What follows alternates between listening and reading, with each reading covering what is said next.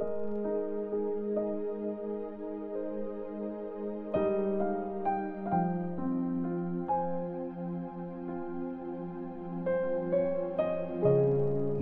chapter 18. Ang pinakadakila. Nung sandaling yon, lumapit ang mga disciples kay Jesus at nagtanong, sino po ang pinakadakila sa kaharian ng langit? Tinawag ni Jesus ang isang bata at pinatayo sa harap nila. Tapos sabi niya, sinasabi ko sa inyo, kung hindi kayo magpapago at magiging kagaya ng mga bata, hindi kayo makakapasok sa kaharian ng langit. Sino man na maging mapagpakumbaba katulad ng batang to, siya ang pinakadakila sa kaharian ng langit. At kung sino ang tatanggap sa batang ito sa pangalan ko, tinatanggap niya din ako. Mga dahilan para magkasala. Kung sino man sa inyo ang maging dahilan para magkasala ang isa sa mga maliliit na batang ito na naniniwala sa akin, mas mabuti pang talian ng malaking bato ang leeg niya, tapos ihulog siya sa dagat para malunod. Kawawa ang mundo dahil napakaraming dahilan para magkasala dito. Lagi naman meron ito, pero mas kawawa ang taong nagiging dahilan ng pagkakasala. Kung nagkakasala ka dahil sa kamay o paa mo, putulin mo na lang yun. Mas mabuti pang magkaroon ka ng buhay na walang hanggan na putol ang kamay o paa mo, kesa naman may kamay at paa ka nga, pero itatapon ka naman sa apoy ng impyerno. Kung ang mata mo naman ang nagiging dahilan para magkasala ka, tukutin mo yun tapos itapon. Mas mabuti pang magkaroon ka ng buhay na walang hanggan na isa lang ang mata, kesa naman meron kang ang dalawang mata, pero itatapon ka naman sa apoy ng impyerno. Ang parable tungkol sa nawawalang tupa. Siguraduhin niyong huwag mababaliwala ang isa sa maliliit na to. Sinasabi ko sa inyo, laging nasa harap ng tatay ko sa langit ang mga angels nila. Dumating kasi dito sa mundo ang Son of Man para iligtas ang mga nawawala. Ano sa tingin niyo ang gagawin ng isang tao kung meron siyang 100 na tupa, tapos nawala ang isa sa mga yon? Diba, iiwan niya yung 99 sa bundok para hanapin yung isang naligaw? Tandaan niyo to, siguradong mas matutuwa ang shepherd pag nakita niya na yung isang tupa na naligaw kaysa sa 99 na hindi naligaw. Kaya ayaw ng ama niyo sa langit na may mapahamak kahit isa sa mga maliliit na to. Pagsasaway sa kapatid na nagkasala. Kung nagkasala laban sa iyong kapatid mo, puntahan mo siya at sabihin mo ang pagkakamali niya na kayo lang ang magkausap. Kung makikinig siya sa iyo, naibalik mo ang relasyon niyo bilang magkapatid. Pero kung hindi siya makikinig sa iyo, magsama ka ng isa o dalawang kapatid para magkaroon ng dalawa o mas maraming pang witness na magpapatunay sa pag-uusap, ayon sa sinasabi ng Scripture. Kung di pa rin siya makikinig sa kanila, sabihin ito sa church. Pero kung di pa rin makikinig sa church, ituring nyo ang taong yan na parang Gentile o tax collector. Kapangyarihang magbawal at magpalaya. Tandaan nyo to, ipagbabawal sa langit ang anumang bagay na ipagbawal nyo dito sa lupa, at papayagan sa langit ang anumang bagay na payagan nyo dito sa lupa. Tandaan nyo din, kung nagkakaisa ang dalawa sa inyo dito sa lupa na humingi ng kahit na ano, ibibigay yun sa inyo ng Ama ko na nasa langit. Dahil kung may dalawa o tatlo na magkakasama sa pangalan ko, nandun din ako at kasama nila. Ang parable tungkol sa masamang tauhan. Lumapit si Peter kay Jesus at nagtanong, Lord, ilang beses ko po ba dapat patawarin ang kapatid kong nagkakasala sa akin? 7 times po ba? Hindi lang 7 times, kundi 70 times 7. Sagot ni Jesus. Dahil parang ganito ang kaharian ng langit. May isang hari na gustong kwentahin ang utang ng mga tauhan niya. Noong nagsimula na siyang maningil, isang tauhan ang dinala sa kanya. Milyon-milyong piso ang utang ng tauhan na to sa hari.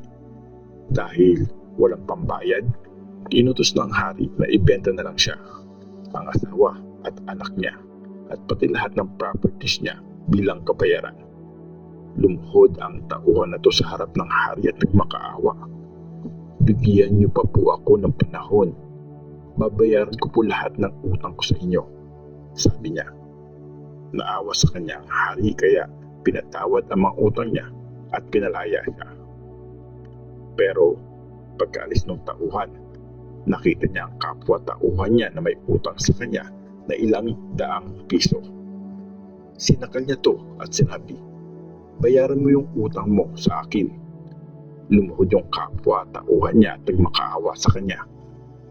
"Bigyan mo pa ako ng panahon at babayaran din kita." Pero hindi siya pumayag. Pinakulong niya ang kapwa niya tauhan hanggang mabayaran nito yung utang sa kanya. Sumama ang loob ng ibang tauhan ng hari sa nangyaring yun. Kaya pumunta sila sa hari at nireport ang nangyari. Tapos pinatawag ng hari ang unang tauhan. "Napakasama mong tauhan," sabi ng hari. "Naawa ako sa iyo. Diba, dapat naawa ka rin sa kapwa mo," sabi pa ng hari. Galit na galit ang hari kaya inutos niya na pahirapan sa kulungan ang tauhan hanggang sa makabayad sa lahat ng utang.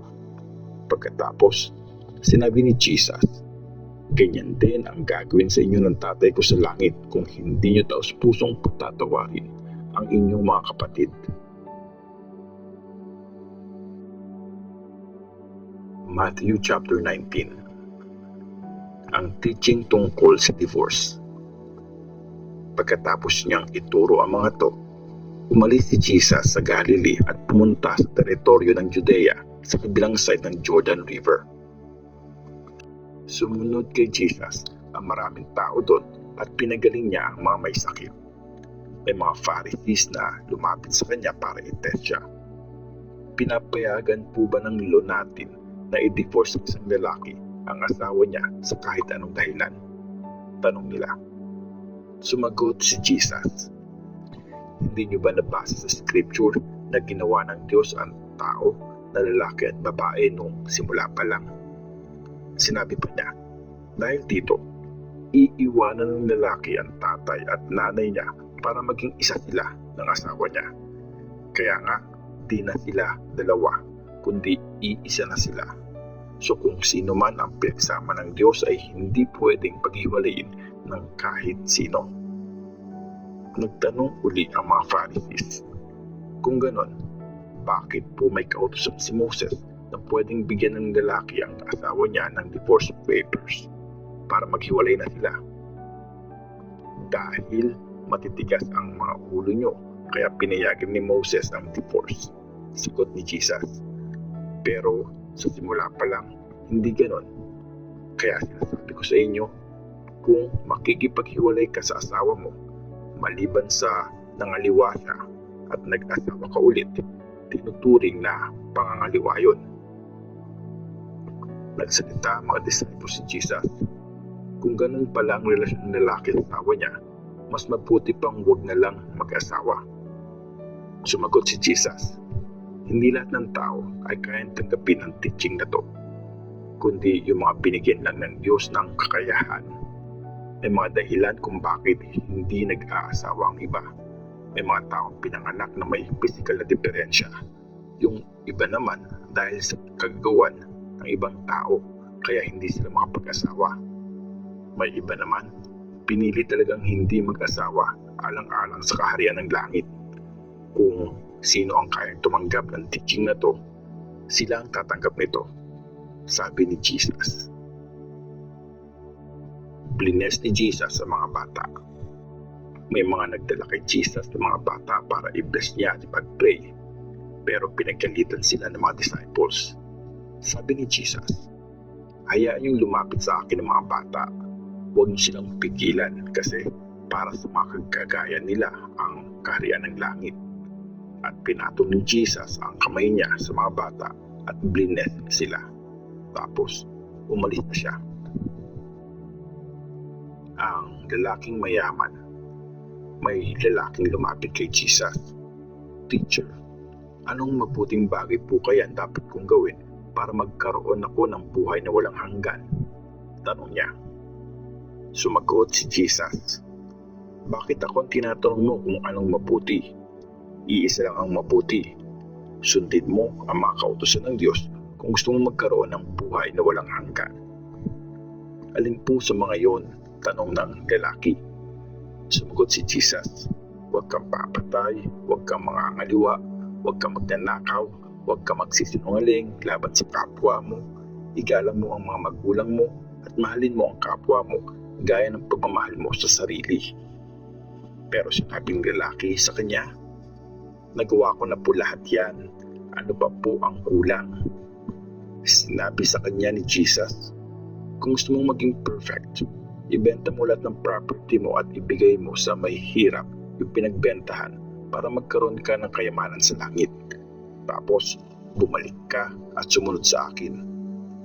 Na marinig to ng lalaki, malungkot siyang umalis dahil napakayaman niya.